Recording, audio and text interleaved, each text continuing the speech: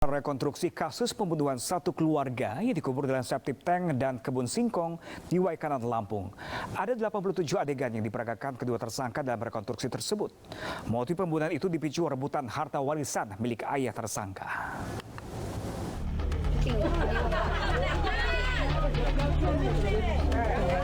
Warga desa Margajaya, Kecamatan Negarapati, Waikanan, Lampung, mendatangi rumah korban pembunuhan satu keluarga.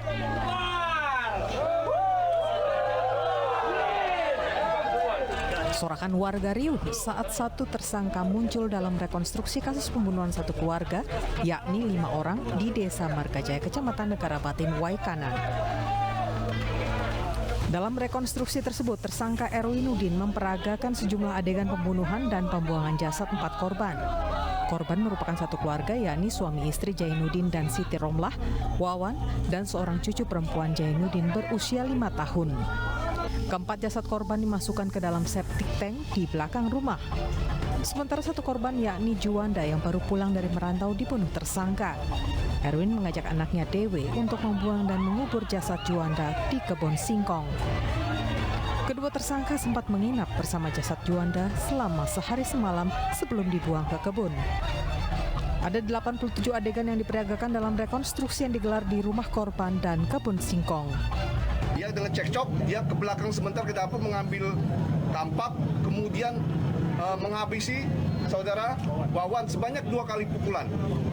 Nah, pada saat kejadian itu, saudara Jainuddin dan Siti Romlah juga ikut terbangun karena kejadian itu. Dengan memukul kepala Jainuddin sebanyak 2 kali juga. Kemudian selama memukul saudara Jainuddin, Siti Romlah itu kabur menuju ke dapur. 5 jasad korban pembunuhan yang merupakan satu keluarga diotopsi di Rumah Sakit Bayangkara, Bandar Lampung. Proses otopsi untuk melengkapi berkas acara pidana kedua tersangka.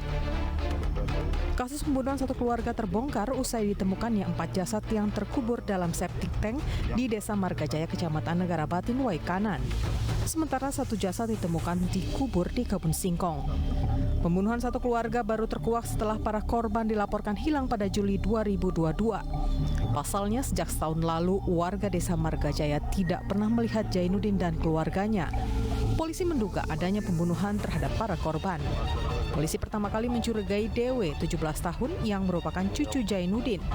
Dalam pemeriksaan, Dewe akhirnya mengaku telah membunuh paman tirinya, Juanda, pada Februari 2022. Pembunuhan dilakukan atas perintah ayahnya, Erwinudin. Kemudian polisi memburu tersangka utama dan berhasil ditangkap di kawasan Tanjung Bintang, Lampung Selatan. Kepada polisi, Erwinudin mengaku telah membunuh kedua orang tua, kakak kandung, serta keponakan perempuannya seorang diri. Keempat korban dibuang ke septic tank dan ditutup dengan cor. Motif pembunuhan dipicu rebutan harta warisan milik ayah tersangka, Jainuddin. Atas perbuatannya, tersangka dikenakan pasal berlapis dengan ancaman pidana mati atau seumur hidup.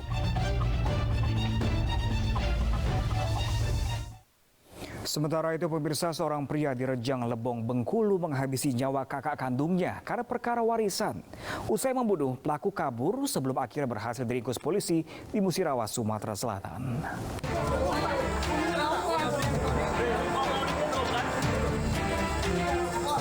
Tim gabungan Polres Rejang Lebong dan Jatanras Polda Bengkulu meringkus pelaku pembunuhan kakak kandung di tempat persembunyiannya.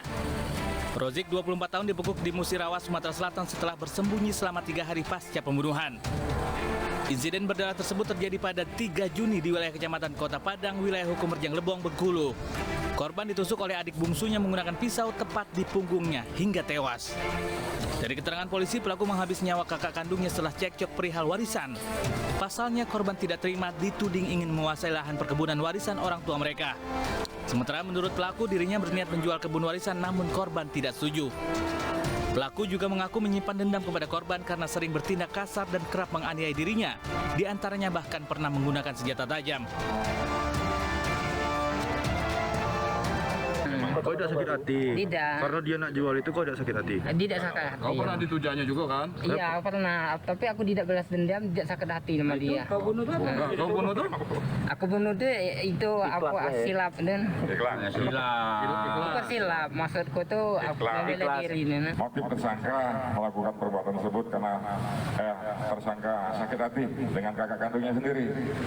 karena kakak kandungnya terlalu arogan dengan adik kandungnya. Adik kandungnya yang paling lungsu.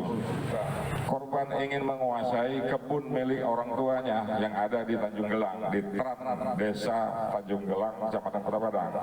Karena korban ingin menguasai kebun warisan milik orang tuanya, maka terjadilah pembalasan atau dendam dari adik kandungnya. Pelaku dijerat pasal 338 KUHP tentang pembunuhan dengan ancaman 15 tahun penjara.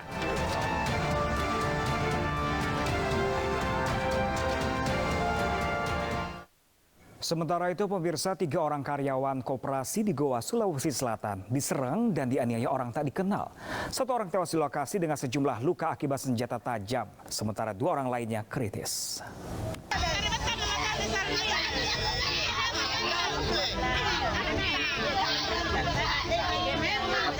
Warga kampung Tamalayang, Kecamatan Bonto Nompo, Kabupaten Goa, Sulawesi Selatan, digegerkan dengan penyerangan di kantor koperasi dalam perumahan.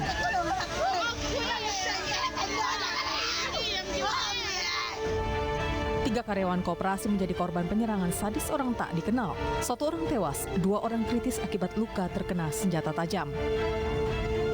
Dari hasil olah tempat kejadian perkara sementara, diduga penyerangan terjadi sekitar pukul 2 dini hari saat ketiga korban tidur. Keluarga korban yang datang ke lokasi tak kuasa menahan tangis. Motif dan pelaku penyerangan terhadap 3 karyawan di kantor koperasi ini masih dalam penyelidikan polisi. Kronologi gimana, Pak? Jadi kronologi lapor ke kantor laporan bahasa Indonesia 145. Jadi langsung ke TKP. Ada berapa orang? Kalau di TKP ditemukan ada 3. 1 yang meninggal di tempat, 2 yang menuju ke rumah sakit. Yang meninggal ini jenis kelaminnya? Laki-laki. Jasad 1 korban dibawa ke Rumah Sakit Bayangkara, Makassar untuk diotopsi. Sementara 2 korban kritis menjalani perawatan di rumah sakit. Polisi juga mengamankan sejumlah barang bukti seperti ponsel, dompet, dan tas berisi berkas pinjaman uang sebagai barang bukti.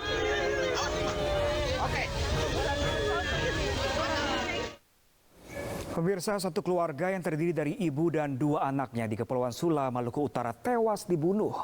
Pelakunya merupakan suami salah seorang korban yang emosi tidak diperbolehkan tinggal bersama anak dan istrinya.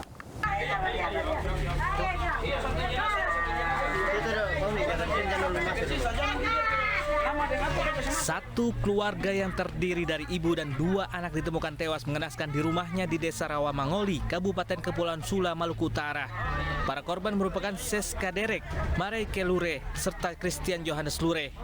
Para korban dibunuh pada dini hari saat sedang tertidur. Pelaku pembunuhan merupakan Gabriel Ola, suami dari Mareke Lure yang kabur setelah melakukan pembunuhan. Motifnya lantaran pelaku emosi karena tidak diperbolehkan mertuanya tinggal bersama istri dan anaknya. Penyebabnya karena pelaku belum membayar uang adat sebesar 25 juta rupiah saat menikah. Benar di Mangoli Utara, Kecamatan Sula, kira-kira pukul 02 dini hari telah terjadi pembunuhan TKP di dalam rumah korban yang terdiri dari ibunya yang bernama S, kemudian 2 anaknya. Jadi saat ini tindakan kepolisian yang dilakukan adalah kita saat ini sedang mengolah TKP dan melakukan pengejaran terhadap yang diduga pelaku. Pelaku kemudian ditangkap dalam pelariannya di Desa Leko Kadai, Kecamatan Mangoli Barat saat hendak mencari makan. Mantan Kepala Desa Tapus Muara Enim, Sumatera Selatan menjadi tersangka atas kasus pembunuhan tetangga akibat dendam kesumat. Korban dianiaya hingga tewas di depan anak dan istrinya. Pelaku terbukti merencanakan pembunuhan korban dibantu sang adik yang bekerja sebagai satpam. Kakak beradik Safri dan Tambun ditangkap aparat Satreskrim Polres Ogan Ilir, Sumatera Selatan atas kasus pembunuhan seorang pria, Rashid Gandhi, serta penganiayaan terhadap istri korban. Meski sempat buron, polisi berhasil menangkap keduanya di rumahnya di Desa Tapus, Lembak, Muara Enim. Dari keterangan Safri, mantan kepala desa Tapus yang merupakan otak pembunuhan, dirinya menyimpan dendam kesumat kepada korban. Pasalnya antara pelaku dan korban sering terlibat cekcok dan pernah beberapa kali didamaikan pihak ketiga. Pelaku kemudian merencanakan membunuh korban saat dirinya bersama adiknya tambun berpapasan di jalan desa dengan korban. Pelaku kemudian putar arah dan membuntuti korban sampai wilayah Tol Palindra, Desa Sungai Rambutan. Korban kemudian dianiaya dengan senjata tajam di depan anak dan istrinya hingga tewas. Kedua pelaku juga sempat melukai istri korban yang berupaya menolong suaminya, sementara kedua anak korban selamat. Melakukan tindakan pembunuhan tersebut, korban dan pelaku sudah ada masalah, sudah didamaikan sebanyak 3 kali. Dari situ timbullah dendam pribadi maupun dari korban dan tersangka. Kita ini dendamnya dendam pribadi karena si pelaku ini sering kalau bahasa ini sering mengejek. Kedua tersangka diancam pasal 340 KUHP tentang pembunuhan berencana dengan ancaman hukuman 20 tahun penjara atau hukuman mati. Harta warisan seharusnya membawa manfaat bagi ahli waris, bukan justru mengundang perseteruan. Karena permasalahan waris sangat bisa diselesaikan dengan asas keadilan yang dilindungi oleh negara. Mengaku anggota TNI, seorang pemuda perkosa gadis karyawan warung bakso. Realitas segera kembali dengan informasi selengkapnya untuk Anda.